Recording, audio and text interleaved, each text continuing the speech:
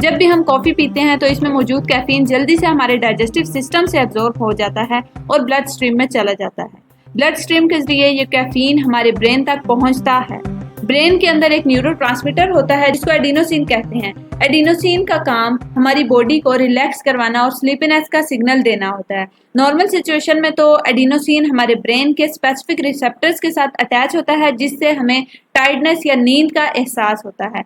जब हम caffeine consume की होती है तो एडिनोसिन के रिसेप्टर्स के साथ ये कैफीन जाके बाइंड हो जाता है। अब एडिनोसिन जाके वहां नहीं बाइंड हो सकता क्योंकि उसका रिसेप्टर ऑब्वियसली ब्लॉक है। जब एडिनोसिन रिसेप्टर्स ब्लॉक हो जाते हैं तो हमारे ब्रेन को रिलैक्सेशन और स्लीपीनेस का सिग्नल नहीं मिलता।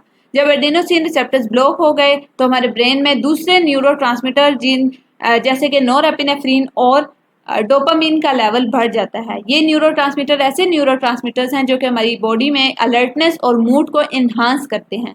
नॉरएपिनेफ्रिन हमें अलर्ट करता है और फोकस्ड रखता है, जबकि डोपामीन हमारे मूड को इम्प्रूव करता है। तो दूसरा जो इफेक्ट है that is improved physical performance. Caffeine हमारी बॉडी में एड्रेनल ग्लैंड जो कि किडनी के ऊपर प्रेजेंट होता है उसको स्टिमुलेट करता है कि एड्रेनलिन को रिलीज करवाए। एड्रेनलिन एक हार्मोन है जो कि फाइट और फ्लाइट रिस्पॉन्स को ट्रिगर करता है। ये हार्मोन हमारे हार्ट रेट को बढ़ाता है, ब्लड वेसल्स को कंस्ट्रिक्ट करता है, एनर्जी प्रोडक्शन को इंक्रीज करता है जिससे हमें ज्यादा एनर्जेटिक और एक एक्टिव फील होता है। तो ये रीजन हमें पता लग गई कि क्यों हम लोग एक्टिव होते हैं, क्योंकि वो बेसिकली एड्रेनलिन हार्मोन रिलीज हो रहा है हमारी बॉडी में कैफीन की वजह से। थर्ड आ जाता है metabolism boost, BMR basal metabolic rate. ये रेट है एनर्जी का, कि हमारी बॉडी बेसिक मैकेनिज्म या बेसिक प्रोसेसेस को करने के लिए जो एनर्जी यूज करती है, जिसमें ब्रीथिंग आ गया, हार्ट रेट आ गया या डाइजेशन आ गई। तो कैफीन के कंजम्पशन से ये रिसर्च से पता लगा है कि 3 to 11% इंक्रीज होता है ये BMR, यानी ये एनर्जी का कंजम्पशन इंक्रीज हो गया। सो जिससे हमारा क्या होगा, हमारी कैलोरीज बर्न होने में ये मदद मिलती है और हम लोग वेट लॉस करने में भी ये हेल्पफुल हो सकता है। देन दूसरा इसका इफेक्ट है मेटाबॉलिज्म में लिपोलाइसिस। कैफीन लिपोलाइसिस को भी स्टिमुलेट करता है जो कि फैट स्टोर्स को फैटी एसिड्स और ग्लाइसरोल में तोड़ने का प्रोसेस है। ये प्रोसेस जिसको हम लिपोलाइसिस कह रहे हैं एड्रेनलिन लेवल के बढ़ने से फैसिलिटेट होता है, जो कि फैट सेल्स को सिग्नल देते हैं कि स्टोर्ड फैट को ब्लड स्ट्रीम में रिलीज करवाए, जहां से ये एनर्जी के स्टोर के तौर पर यूज होता है। ये अक्सर फिजिकल एक्टिविटी के दौरान ज्यादा जाहिर होता है ये प्रोसेस लिपोलाइसिस का।